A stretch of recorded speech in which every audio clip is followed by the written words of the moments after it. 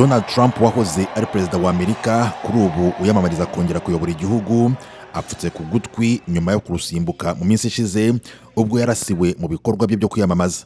Ubu nibwo yongeye kugaragara mu ruhame nyuma y'ifatwa nk'igitero cyari kigamije kumwica. Trump yagaragaye i Milwaukee muri Leta ya Wisconsin imbere y'imbaga y'abantu benshi ahabera inama rukomeye y'ishyaka ry'abarepublikani. Trump ugaragaye bwa mbere mu ruhame nyuma y'igitero cyari kimwibasiye ari i Butler muri Leta ya Pennsylvania, yazamuye ukuboko asuhuza abamushyigikiye ahabwa amashyi menshi y'urufaya.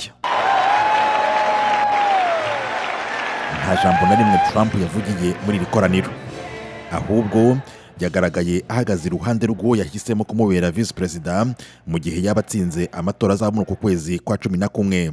James David Vance uzwi cyane nka JD Vance niwe watoranijwe na Trump. Uyu mugabo w'imyaka 39 y'amavuko asanzwe ari umusenateri muri Leta ya Ohio. Abaraho barimo umugore witwa Kathy Blogmer bumvikanye bavugana igihunga cy'ibyishimo batewe no kumva senateri Vance ashobora kuba Visi Perezida. Very smart, loves our country.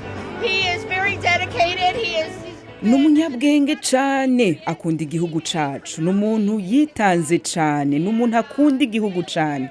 Mu buzima bwiwe nta kintu na kimwe yarafise. Yari umukene cyane akiri muto, maze ubageze ku isonga ry'insonzi z'abanyamerika, ubamaze kugera ku bintu bikomeye cyane.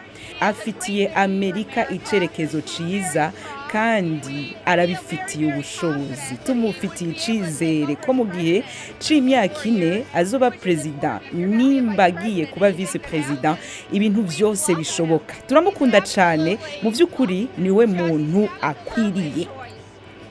Nyuma yo kugenzura neza ko nta kintu na kimwe gishobora kongera guteza akaga ahabera iri koraniro hateraniye abantu benshi, Perezida Donald Trump yicaye iruhande rwa JD Vance na Perezida w'inteko ishinga amategeko ya Amerika Mike Johnson.